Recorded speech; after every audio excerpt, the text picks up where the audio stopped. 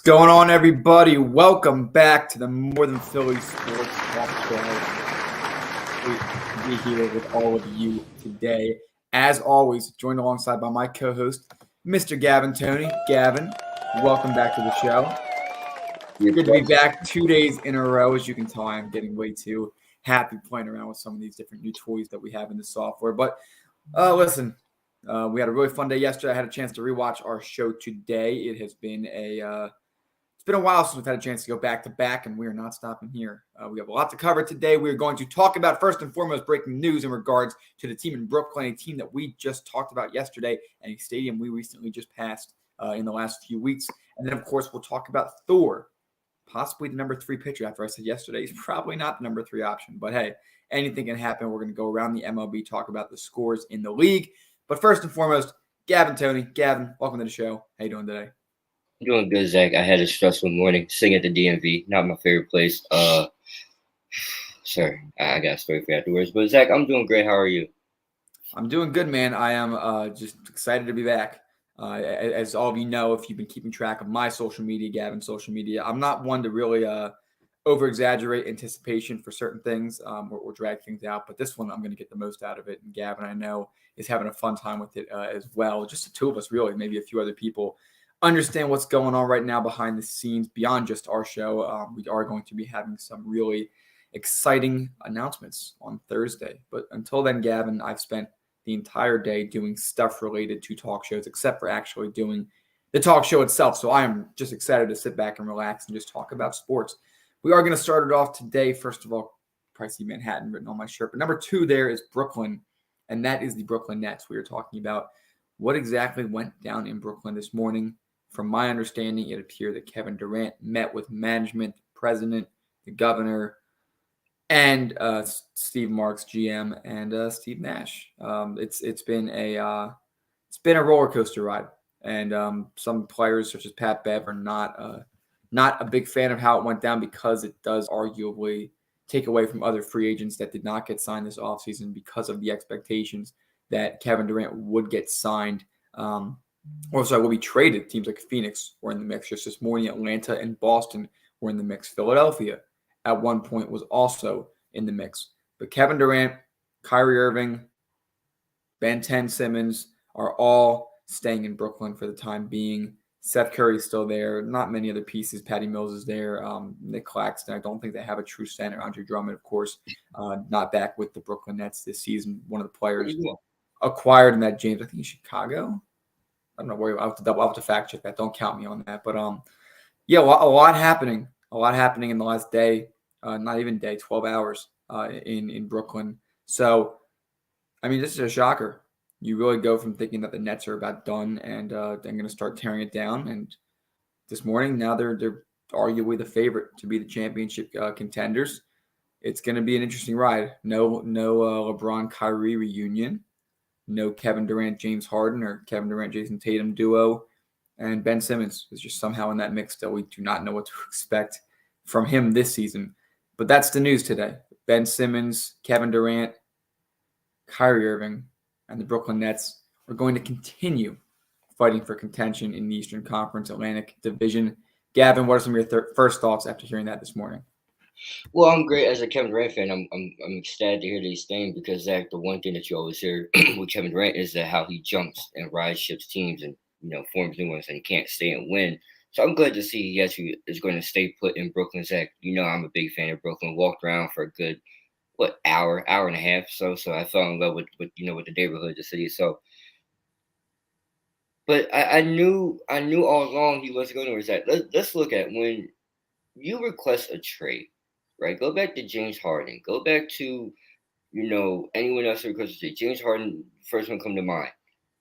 And I'm not talking when he goes to Philly. I'm talking about the first exit out of Houston. He was public. All right, he was verbal. All right, we could go about other scenarios and situations where not even in the basketball sports world where a guy requests a trade and he's very, public about what he doesn't like. Jamal Adams was another guy that comes to mind. Zach, when you request a trade and you don't say much about it and then you force the hand again, that doesn't make sense. It's like I really believe that it was a stunt to try to get the front office and Steve Nash out, and Josiah as he is as a businessman. Zach, he believes in what he has, in the foundation of the Brooklyn Nets, which is the front office, which is the coaching. He believes in them. All you had to do is play. And another thing too, Zach, and I think that the real piece is it's not about Kevin Durant saying. I mean, yeah, it is, but the real piece is the fact that Kevin Durant and Kyrie Irving were able to come together. If they did, because like I'm just allegedly assuming this, they said we gotta run it back for real this time. I'm playing every game that my body allows me to. You're gonna play every game that a body allows you to. That that your body allows you to, and then we're gonna get whatever Ben Simmons decides to show up that day. You gotta see it. You gotta see it through. It's like you want to see it work. Not as a Sixers fan, but you just want to see it work. You gotta see guys stay. But Brooklyn, you guys took a win today. You're keeping everybody. But Zach, I knew Kyrie Irving wasn't leaving from the jump. Like neither one of these guys wasn't really leaving because no one was really saying anything about going anywhere. I mean, Zach, how many trades have we witnessed go down in the history of trades? Just in maybe the past 2 years, that the guy or player or anybody has been very vocal about wanting to leave. Donovan Mitchell has not said a word about leaving, and he hasn't gone anywhere. Now, when it comes to about Pat Bev, I get what he's saying, but I'm trying to think who didn't sign. If you were waiting for that person to fall into place, I understand what you're saying, but you can still get your bag. Like that doesn't stop you. Okay, Zach, me and you, we're free agents. I'm going this team, you're going that team. That doesn't stop me from doing whatever he's got going on this me. I'm stopping. So that was just basically. I think that was just another stunt for Pat Bev to get back in the headlines because he had nothing else better to do. Well, I will say this. For the record, for anyone who doesn't know this, despite the drama surrounding Kevin Durant, he has never been technically traded in his career or traded mid-contract, I should say, because he was part of a sign-and trade between Brooklyn and Golden State a few years ago. But every single contract he has signed to this point, he has completed. Now, it shouldn't have been this way. The Brooklyn Nets front office is very stubborn. First, I think Daryl Morey deserves a lot of credit for finding a way to get James Harden here without giving away too much. They gave away a lot, but with Ben Simmons never playing here again, you practically just traded Seth Curry and Andre Drummond for James Harden, who looks very good, by the way. If I may cut into you real quick, Zach, Kevin Durant's generation, he's arguably one of the best players in the game. Could go down on the Mount Rushmore. This guy is 7 foot. He's listed at 6'7". That's a pure 7 foot with guard abilities. That's why they're being stubborn. I get what you're saying. Go ahead. Well, what I think is pretty simple. Durant didn't get his way. And for the first time in his career, that happened. When he wanted to leave Russell Westbrook and go to Golden State, he did it. Went and won some rings there and got out of there. Wanted to go somewhere else, got the Supermax, got the sign and trade, similar to what happened with Jimmy Butler with Philadelphia and Miami. And he went to Brooklyn. But when things just start not going his way, you know what he does, Gavin? He starts walking away. And frankly, that's not what you want to see in a teammate. Let's talk about the Brooklyn Nets for a minute. Let's talk about this team. And yeah, I'm about to rip into these guys pretty deep. Number one is Kyrie Irving. We're talking about on the court. Off the court, he's done a lot for WNBA, done a lot of good things. Speaking of which, the New York Liberty play tonight in Game 3 against the Chicago Sky, something worth watching. But Kyrie Irving did not get the vaccine and play with his team. You can say whatever you want about his body, can choose whatever he wants. That is true, and I'm for that. But there are consequences to that, of which consisted of not playing the majority of last season. So there's one guy who's selfish enough to the point he's not going to do something for his team. Number 2 is Kevin Durant, who the second things aren't going well, wanted out. And then number 3, Ben Simmons, who's fresh off of literally not showing up to work last season in Philadelphia. I don't understand how this Nets team is going to win a game. They're all selfish. They only care about themselves. And Gavin, the whole thing about saying Kevin Durant hasn't said anything, that's not true at all. Versus James Harden was very public about it. Harden wasn't public about it. He just was told not to come to practice. But when it comes to Kevin Durant, he specifically went and requested a trade. So first time I'm going to use this. That's a bad take. I'm going to give you the bad take button. So I think that the whole idea Kevin Durant was silent is just not, it's not true. Now, he didn't get his way. and he's going to play now. He folded, and you got to respect a little bit for that. But he didn't get his way. And one thing I want to say on top of that, and I saw a tweet earlier, I think it was Adrian Wojnarowski. Today, of course, it would have been Kobe Bryant's 44th birthday. May you rest in peace.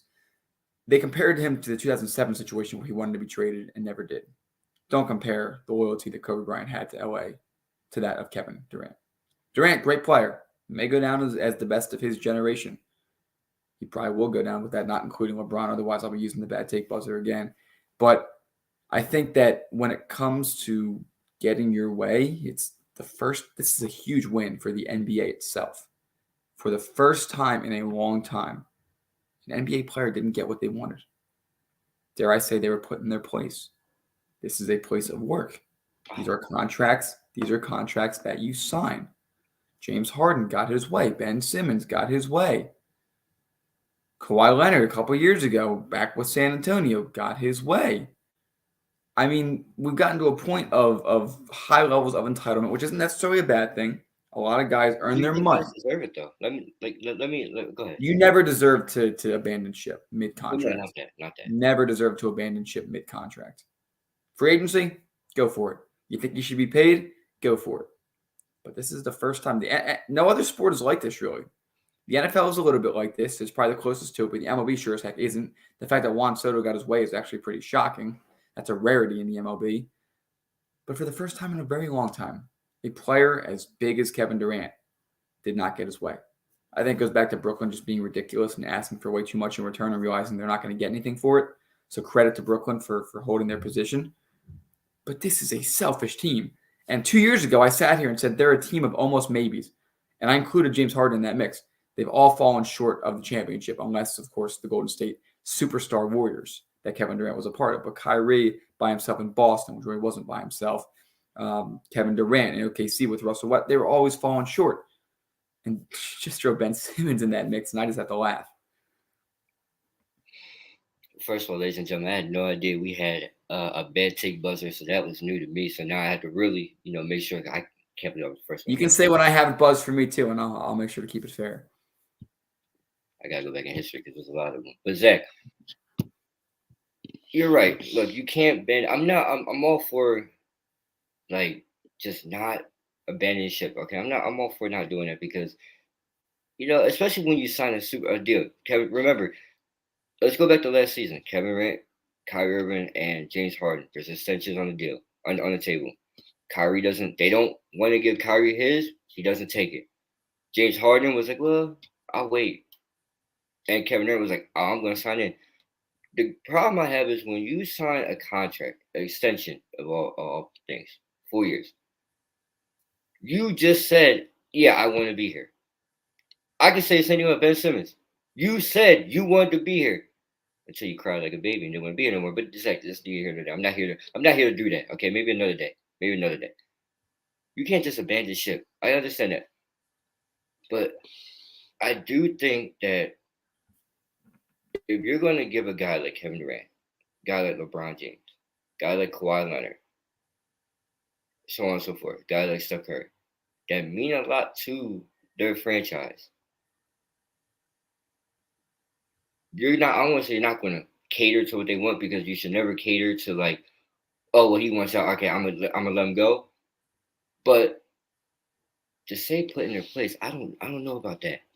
Because what do you mean by put in their place? Because I could think of many things where got put in place, but Kawhi Leonard didn't get put in his place, and they were giving him chartered flights from San Diego to Los Angeles game days. You remember that? No, I'm referring to when he was in San Antonio and he sat out and delayed his injury and decided to get his way out, which was traded to Toronto. That's what I mean when I refer to the Kawhi Leonard situation. I wasn't sure. That's why I asked. I wasn't sure. It wasn't LA, which LA is a bad history of catering. They've been way too special treatment to Paul George and Kawhi, which is probably why they still haven't done anything because the other players feel disrespected. But continue. It's I don't know. I mean, we're in a time where athletes want more. Aaron Rodgers wanted to say in whatever it was Aaron Rodgers wanted. Zach, I don't even listen to a word that comes out of his mouth anymore. It's all nonsense and ludicrous. Russell Wilson won the a hand choice in the offensive coordinator. Like, and I know that's football, but we're in a age Well, where that's fine. I have no problem with the guy helping out. I think they should have an input on but their team. But the request to what trade, about I'm being not. fired? What about being fired? Because that's another one. That's where if you want to say put in place, I agree with that. If you're trying to get someone fired and losing a job and take away from family, I agree with you on that. You got It's your happened. job is It's fine. happened in the NBA. It's happened a lot. It's happened in the NBA a lot, but there's a fine line between that. And I think what we saw in Brooklyn was, I don't want to say put into place, it was you signed a deal, you got to be here, whether what you say or not. That's how I view it as. Like, you signed a commitment. Say, I signed you to a 4-year, X amount of $1 million deal. You can't leave, and you got to at least give me 1 year of that, 1 or 2 years of that. You And should consider serve that all this, 4 of it. You signed your contract. I don't get what the issue is. but also too, Zach, another way you can look at it is how many games has Kevin Durant played since joining the Brooklyn Nets? That's the thing. They paid. They legit were willing to pay him for an entire season. They knew he wouldn't play. That's a lot of commitment, and I think he owes it to the Brooklyn Nets to finish his contract in Brooklyn.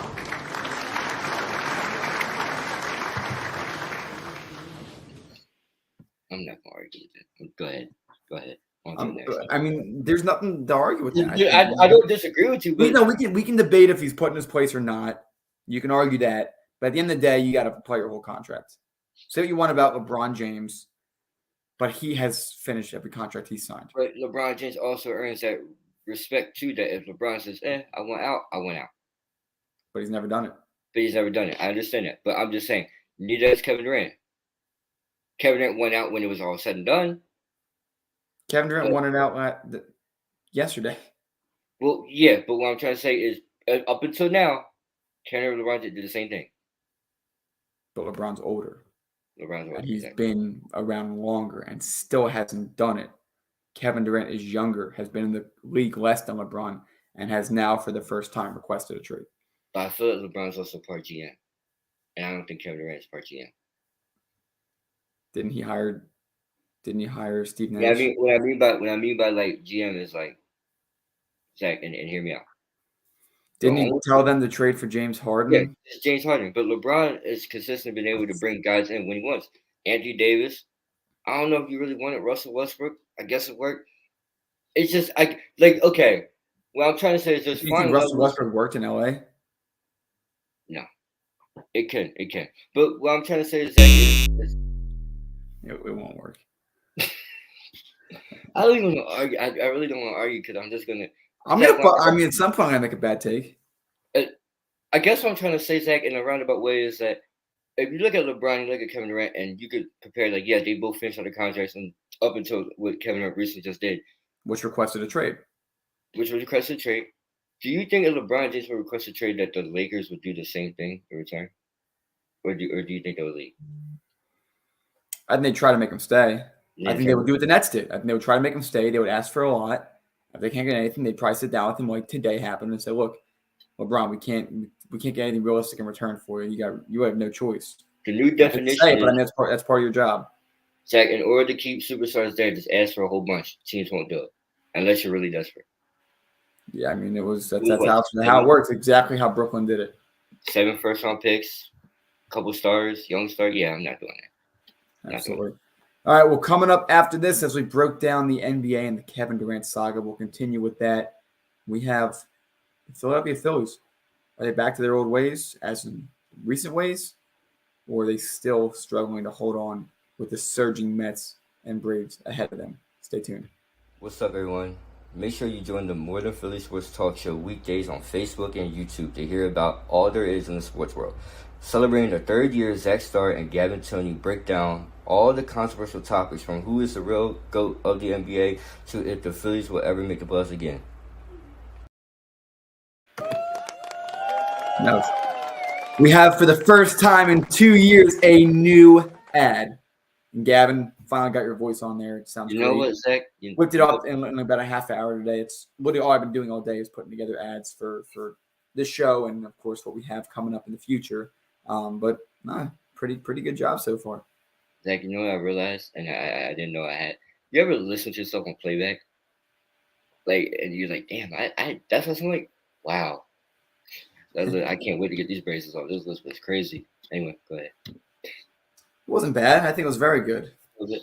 I was not buzzing for that, so it's not a bad take. So let's talk about it, Gavin. The Philadelphia Phillies last night. Noah Syndergaard coming out there, throwing a pretty good game, 6-7 innings total. Gave up 1 run. It was a home run early-ish in the game. Nick Castellanos, Bryson Stott, back-to-back home runs, 2 more insurance runs on top of that. Alec Boehm, a part of that as he stays hot. Gavin, we talked about this yesterday in detail. We'll go around the MLB in just a minute, but let's visit the MLB standings. Let's look at the Philadelphia Phillies. Of course, they play tonight. They are 67 and 55. That's 12 games over 500. 3 more games against the Reds and then 3 against the Pirates. It's a relatively easy schedule from here on out. The Cardinals are continuing to win games, and the Brewers last night were able to pull off a 4-0 win over the Los Angeles Dodgers, but there's still 2 more games to come, so expect at least 1 or 2 losses there. The standings currently look like this. Phillies in 3rd place, 11 games back in the division, but are still a game and a half up over the Milwaukee Brewers, and are actually technically tied for the 2nd wildcard spot against the San Diego Padres, a team that is continuing to be up and down in the back end of this season, despite having arguably the best roster in Major League Baseball. So we're going to see how it looks. Again, right now with a little over a month left in baseball, Phillies, Padres tied for that 2nd spot. The Phillies have the tiebreaker over that, and we have the Brewers a game and a half back. Giants are 6.5 back, so it really is going to come down to September. The Giants have to get hot; they have a chance. Any team under them is really out of it. Diamondbacks are 11.5 back, so the Phillies should make the playoffs. We kind of touched on that yesterday. Let's talk more about the game last night. Bryson Stott continuing to come along. And, of course, the big news of the day, Bryce Harper will be playing tonight in Lehigh Valley. I feel bad for those AAA pitchers. So I just find it funny how in like a recovery assignment that we send them down to go destroy other people's ERAs that are trying to make it to the majors. But all knows that last night the game was pretty interesting. It's the Reds. I'm not going to get too excited. The Reds sold their team. They sold everything. But Noah Syndergaard, Thor, whatever you want to call him, Zach, that was arguably the best pickup the Phillies could ever did in the trade deadline, right? We were there. We watched it live. There was talks about getting Carlos Rodon, who's having an okay season, but Noah Syndergaard fits the number 3 spot. It's not what you said yesterday. It's not what 4 or 5. What did you say? 5? It's 4 or 5. He's not 4 or 5. Zach, he arguably could be 2. He arguably could be 2 right now. It's possible without Zach Wheeler's ban. It certainly could be possible. Isn't Noah Syndergaard undefeated since he's been here? He is. He's 3-0 in his in 4 starts. I think they won that other game. He just didn't have a recorded outing because the game was either tied when he came out or losing. But overall, I've been impressed with Noah Syndergaard. I told you it was a good pickup. I said to you, we were sitting in our hotel room in New York, and I said, this is who I want.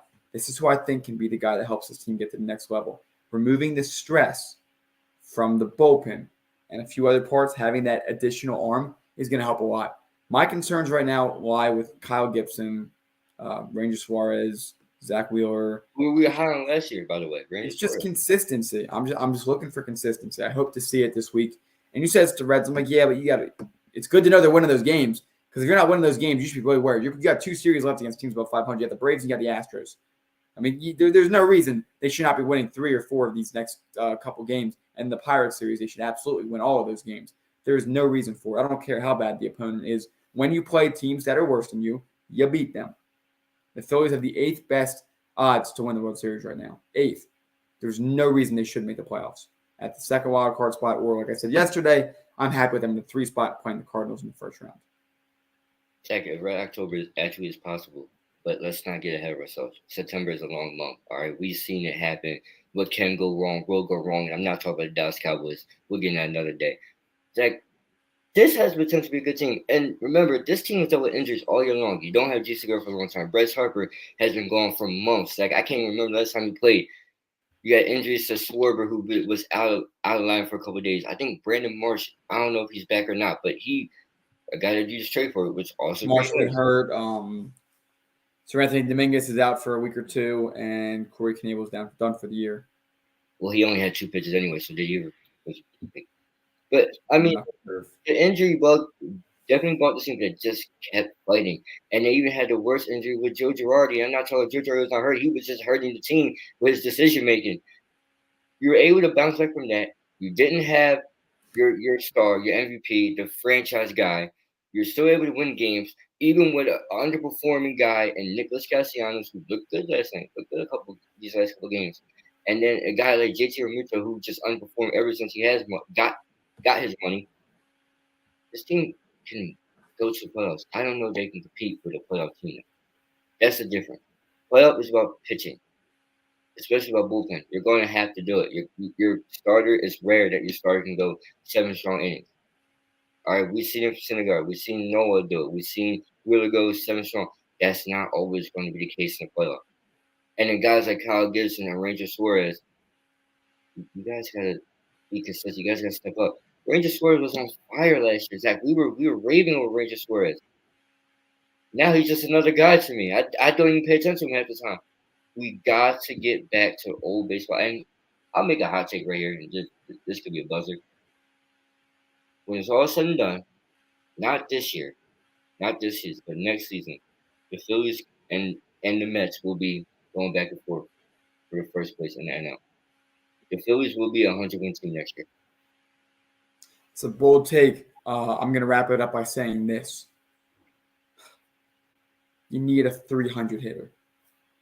Until then, you're not going to be a great team. But good win last night. They play tonight again. Let's see who's on the mound tonight before we go to our Around the MLB segment. But yeah, they need a 300 hitter. Harper coming back is going to be huge. He should be back by Monday in Arizona. So that will be exciting. We do have Ranger Suarez going tonight against a pitcher that has a 4.12 ERA. It's not terrible.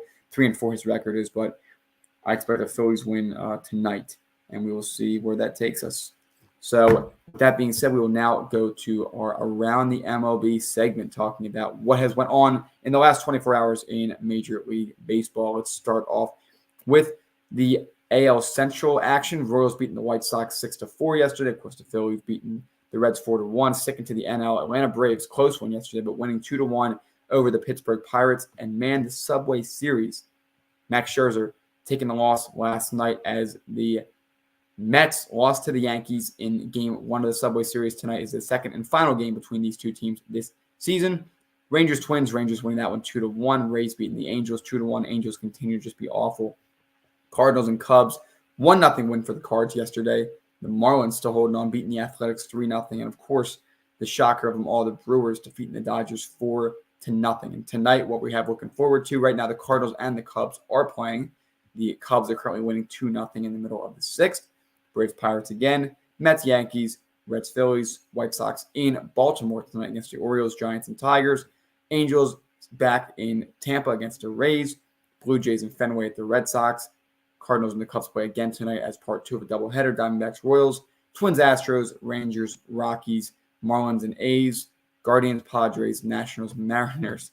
Busy day. And we'll wrap it up tonight with the Brewers and the Dodgers. A lot in store for tonight, what could be a very exciting night in baseball. And that about wraps it up for Around the MLB today. We will see where we look tomorrow with the standings, and we will see overall just how the Phillies continue to shape up their chances as we get closer to September and possibly the hunt for a red October. Possibly. Put like a big, possible. Yeah. Because I don't believe it. Big action. I don't believe it. I don't want to buy the hype. It's like, I don't want to. Because, I mean, I could buy the hype, get excited. I mean, I was like, you heard early in the year, I was all for it. You get Castellanos, you get Schwarber, you get offense, you have guys like Bryce Stott coming up. I was excited, and then the August woes happened where, I mean, it's not as bad as this team right here, but I don't want to get my hopes up yet. They just died down, and now we're talking about Red October exact. But if they go, you know what that means? That'll be the first time the Phillies been to the playoffs since we were kids. We were young kids. I didn't have a beard. We're not going to go through this again. We've done this before. But, Zach, me and you were in the Wide Basketball League going 1-1 against each other, and I was locking you down. That was the last time the Phillies were in the playoffs, ladies and gentlemen. A long time ago. Yeah, it's been a while. It has been a while. So We'll see what happens. There's no reason to believe they shouldn't make the playoffs. Again, we all know about that September collapse. It can happen, but the schedule looks easy enough. You got 2 series, 2 teams you're playing the rest of the year above 500. Keep winning games. Try to get 15, 16 games above 500. Give yourself a little bit of cushion room. Hopefully the Brewers or the Cardinals or somebody will fade off at some point. But Gavin, before we do cut to break, before our last discussion of the day, Albert Pujols 693 career home runs. A little more than a month left in the season. Does he get to 700 home runs? Yes or no? I don't know. I'm going to say yes because that would be the best way to go on top, and it'll be even better if he does on his last game. So I'm gonna go yes, but it's gonna be tough. It's gonna be tough. 7 home runs in 5 weeks. It's doable.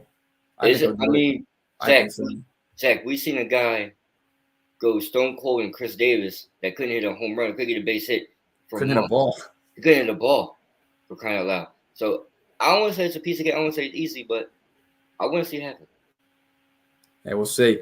All right, coming up after this, we'll break down some more in the sports world, a couple of other things around these sports, including tee times for the FedEx Cup Championship, some news in the NFL. We'll cover all of that as, of course, the Tour Championship kicks off in Georgia on Thursday.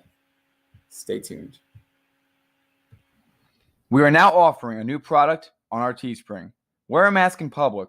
We are now supporting a custom designed mask with our logo on it. Purchase it today, and 10% goes to a foundation of our viewer's choice. It offers a full nose and mouth coverage, single-sided print, includes 2 2-inch elastic ear loops, non-medical grade product, and finally, $1 from every mask sale is donated to a nonprofit to feed children in need. Enjoy today's episode. Welcome back here on the More Than Philly Sports Network. Zach Starr, Gavin, Tony. 2 things left to talk about. We'll break down some quick golf, and then we will begin our segment of grading NFL teams off seasons. We'll start with our own NFC East today. But Gavin, anything else you want to say before that? Oh, good. Perfect. All right. So tee time's coming out this week. Unfortunately, Will Zalatoris will not be playing in the Tour Championship. He did suffer a back injury. He had to leave the BMW Championship early. But I'm gonna say it now and hold to it. Give me Scotty Scheffler. He has been good upon good this year. He is a 10-stroke lead over some of the field, 2 strokes over the guy right behind him, Patrick Cantlay. I think he's going to win it. It's been a great year for him. It's been a great story. Number 1 in the world, 4 wins this year. Give me Scotty Scheffler from Dallas, Texas. Let's see. I can't pick Dustin Johnson because he doesn't play for PGA. I'm gonna go Patrick Cantlay. I'm gonna just go for it because Zach, I want to go against what you say. It'll be fun. It'll be a fun little debate. But no, I'll just say Zach. Patrick Cantlay has been dominant all year long. I don't see why not. I mean, you said what? 2 strokes above? Yeah, Scheffler starting at -10. Cantlay started at -8, so it's pretty close. That's easy. That's easy comeback. Watch it happen. We'll see. Patrick Cantlay got red hot. He won last year. He's red hot this year. Won the BMW last week in a great fashion. So I think he has a good chance. But I'm gonna pick Scotty Scheffler. Would you consider him the number 1 golfer in the world? Who is the number 1 golfer right now? Scheffler. He's been on fire. He's won a lot of tournaments this year. Okay. Well, my new guy is going to come back and beat you. And ladies and gentlemen, I hereby know I do not take no responsibility if Patrick Cantlay just does this. I don't do that. I don't take no responsibility. Dustin Johnson was not my fault. Zach, that wasn't my fault. It wasn't my fault. It's someone's fault. It's not mine. Maybe let's play. Speaking of that, we do have, this is our first time reporting on the LIV. Are we going to be the first talk show to cover both the LIV and the PGA fairly? Let's find out. This weekend as well, there will be a tournament going on in the LIV Tour. We will get tee times and all. We'll cover that tomorrow, actually, so that we can give each league its respective sides. But maybe Bryson DeChambeau will finally come out on top. But that will wrap up golf for us today. Let's talk about now the NFL, of course, the final segment we're doing today. For the next week, we will be, or 8 days, we're going to be doing grading the NFL teams off season. We're going to start with our own NFC East today. I'm really excited to do it. Gavin will go back and forth between us. Start with the Dallas Cowboys. Give them a C. Nothing really notable. Draft was all right. They lost to Amari Cooper, which, of course, is a big loss. trying to replace some wide receiver depth, and the O-line's aging. They're going to take a step back this year, but not the worst offseason. Zach, I'm gonna give him a C minus because you lost Amari Cooper, your offensive lineman, your offensive line is aging, and that's an expensive blocker you got in the backfield that doesn't look motivated, looks a little bit out of shape, and doesn't look as effective anymore. You did replace Amari Cooper with James Washington. He goes down. Michael Gallup is yet to return, but we don't know what his stats are going to be. C Lamb, are we going to find out if he's true number one? I don't know. I like C Lamb personally, but Zach, I'm only giving him a C minus because those reasons. But they did add Anthony Barr. If he's any good still, I have no idea. He was a Pro Bowler in his career, so that's easy to see. And they got Michael Parsons, but still C minus. Yeah, and I'm going to give the New York Giants up next. I'm going to give them a B. Good coaching hire in Brian Dabble. You have a couple of good additions, really good draft picks this year, of course. Narrowly escaping an injury to their first-round pick the other day. He might be ready by week 2, they said. Maybe week 1's pushing it. But Thibodeau, I think, is a really unique talent. It looked like he was going to be the first overall pick. He wasn't. But that defensive front's slowly getting better. They lost James Bradbury. They cut him this offseason. Of course, he's now an Eagle. But I give them a B. Overall, I think they had a really fine offseason, didn't hurt themselves, didn't help themselves overwhelmingly, but, again, didn't hurt themselves. I'm going to give them a B minus. Like, you lost James Bradbury, one of their best corners last year. Him and Adoree Jackson played well together. They drafted well with Thibodeau. And Zach, the hire of Brian Dable was hopefully he could help Daniel Jones, but anything's going to be better than Joe Judge. If you run a QB sneak on 3rd and 9 on your own end zone, anything would be better than that. The Giants, I still see them as a basement team, but if you can get something going, if you can get the future looking bright, especially with the pass rush, that pass rush is going to be nasty. You still got Leonard Williams, you got Thibodeau, you got a couple other guys. I'm excited to see the Giants for the future as the years to come, but there's nothing like right now. B minus. 5th-year extension for Saquon Barkley, no big contract. He has his work cut out for this season as well. Let's move down to the Washington Commanders. Ooh. I give them an A minus. I do like the Carson Wentz trade. They didn't give up a lot for him, especially considering how much Indy gave up the year before. Terry McLaurin is going to continue to grow in that system. And I do like the flashy wide receiver from Penn State. I think that's going to be a great addition for them as well. Overall, I think that they're A minus. I think they're going to be a team to watch this year. I think their defense is going to continue to get better. Of course, losing Chase Young early last year is going to hurt. He will not be back for the first 4 weeks, unfortunately. But overall, I think that they could be a team to watch out for this year. We said that last year, and they were a playoff team the year before that. But we'll see what they can do this year. Zach, I'm going to go with a B. I'm going to just go with a B. I like Carson Wentz, but he has to prove something. Remember, all you do is if you beat the Jacksonville Jaguars, you're going to the playoffs. You couldn't do that. Zach, we know the Carson Wentz story and his fair share of up and down moments. But guys like Terry McLaurin, Jahan Dotson, you got Gibson and McKissick in the backfield. The offensive line is not too shabby. It's not the greatest, not the worst. And that defense, when they get their leader back in Chase Young, they're going to be a fierce team. They're going to be a team that you just don't want to see. 4 first-round picks on that line. Jonathan Allen, a couple guys that they really have been working to. Young and the linebacking court, they're going to get better. They're young, but they're going to get better. It's like B is just fair. I'm just not sold on Carson Wentz yet. That's all. All right. I feel about Carson Wentz. I'm a fan. A lot of things went wrong in Indy last year beyond his play. So 27-7 last year, not a bad touchdown to interception ratio. Let's see what happens because they're playing Philly twice, and I will be rooting against them in those games. And finally, the Philadelphia Eagles try to stay unbiased here, but they do get an A.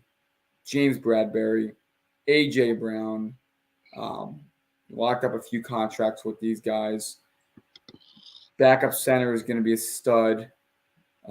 Just a lot of depth on the offensive line, which they need. So that's a really important one. Dallas Goedert's locked up for a couple of years. I'm happy they did not give Miles Sanders a contract. He has 1 more year to really prove it. Boston Scott's going to be back. A couple other guys in the backfield.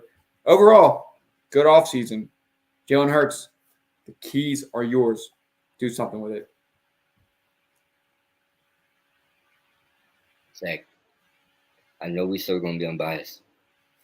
I got to go A+. And here's why. The Eagles have linebackers. Kazir White, Nakobe Dean, who I'm really high on. You got Hassan Reddick, Jordan Davis. Fletcher Cox is. I know this is kind of last year on his way out, but that front line is going to be vicious with Jonathan Harger as well. Then you got James, the secondary, the corners, Darius Slay, big play Slay, James Bradbury. Like this defense is mind blowing. I'm excited for this year. I know there's a lot, and I didn't get to the office yet, but just defensive wise, like if Jonathan Gannon actually knows how to call a defense and doesn't do what he did in the beginning of last year, this defense has top 5 written all over it. Has top 5 written all over. I mean, because they're white with interception. Your linebackers never calls your best linebacker. Great. It's like your best linebacker was Alex Singleton, and he wasn't. I mean, no disrespect to him, but he wasn't, top tier. You got guys that can play. I mean, Jordan Davis is like, he's gonna be a monster, man. He's gonna be a monster. I mean, I'm just excited for the defense and the offense. Oh my. Oh, AJ Brown, Devontae Smith, Zach Pascal, Cam Jernigan, who Jason Kelce actually picked. Another year to watch. Landon Dickerson. Then you're gonna Mailata. And Lane Johnson can stay healthy. And you still got Andre Dillard, who's a backup, despite being as good as he is. Backup. And these are big boys up front. Then you got Miles Sanders, who's Zach. You're right. I'm glad he didn't get a contract per year. I've seen flashes, but I need to see consistency. Hopefully this will be the year. Austin Scott looked nice. We still have Kenny Gainwell, right? Yep. He was really good the other night. He had a really good game. But the guy that I'm rooting for the most, and you're not going to believe me, Zach, when I say this.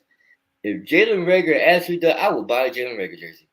If he could perform well, I will buy a Jalen Reagor. And you guys know I'm all Justin Jefferson. I was team Justin Jefferson the whole time. Howie Roseman, he gets his nickname back. Howie. There you go. That's enough. I have nothing bad to say. I mean, you bring in AJ Brown, Zach. Think about this. Howie Roseman. Yeah.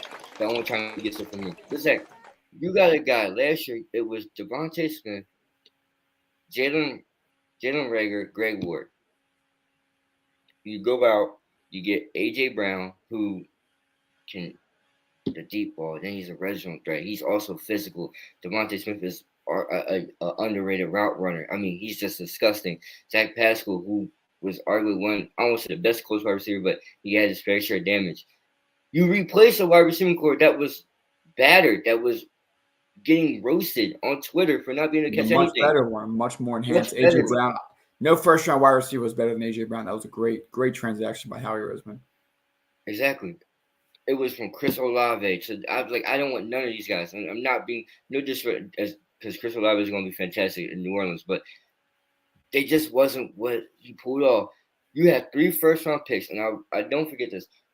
When the Eagles sold the bag, or not sold the bag, when the Eagles got their first round picks and they got everything, and they said, what are you going to do with it? And we were saying, well, you use all of them to get defense where you get Kyle Hamilton, the safety. Howard said, hold my beer, please, and I'm going to go out and get this. And he pulled it off. And he set him up for even better success for next year. So Zach, you're right. This is Jalen Hurts' job to lose. I will say, Jalen Hurts could feel job security right now, but we know how Howard Roseman thinks. He's always looking. And if Bryce Young is there and he could get, the opportunity to do it, he would do it. Go for it. So Jalen Hurts, you have to improve. I don't want Jalen Hurts. It's all eyes on Jalen Hurts this year. And you can't be a one-read guy. You got 2 wide receivers now, arguably 3, 4, including Dallas Goedert. You can't be a one-read guy. You can't be a one-read and tuck it and run. I want to see you actually look for everybody. They're going to be open. It's going to be dangerous. Jalen Hurts should pass for 4,000 yards. We'll take there. We'll see how it rolls out. I think the Eagles should be good. We'll get to predictions after we wrap up our preseason grades, and off-season grades for the NFC East. Tomorrow we will cover the NFC North, and there will be no shock to how harsh I will be on the Green Bay Packers. It's not even shock. You already said it yesterday. Yeah, we'll see. But listen, everybody, it's been great to get back here today. We look forward to continuing to break it all down as NBA season begins to come. We got preseason schedule. We got the regular season schedule out as well. We will continue to cover All of that and more as we continue. We'll be doing some interesting live looks into the PGA Tour Championship on Thursday. Of course, I will be also making a special announcement for the expansion to the network then as well. Gavin, anything else you wanted to say today? Few things, Zach. I know we're talking about, maybe some other stuff in the works, going on with the show as well. So I'm excited. This is a time to be alive. School's coming back, I know, but we might try to get into the radio station. Just stay with it. We're gonna have some fun. And finally, Zach, for my last sports thing of the day, congratulations to the Las Vegas Aces. They're moving on to the next round after getting rid of the team they were playing against. I forget who. It was an easy series. But they knocked 21 or 22 threes down as a team. Let that sink in. That's crazy. Gavin, tonight, New York Liberty or Chicago Sky? Sky. I'm going Sky. How is that? Let's go Liberty. Beat the defending champs. Yeah, no, the Liberty got blown out the other night, but it's in Barclays Center, so maybe there's a chance. Zach, that means absolutely nothing because Barclays Center is disgusting on the outside. That is true. I would give you a round of applause if I wasn't going to our outro video now. But listen, everybody, thank you so much for joining us. We appreciate you being here as always. It's great to be back. And we'll see you all tomorrow. Have a good one, everybody. Stay safe. If you enjoyed today's video, make sure to like, comment, and subscribe if you haven't. In addition, hit that bell icon and set it to all to get reminded of when we go live and when we post excerpts of our videos.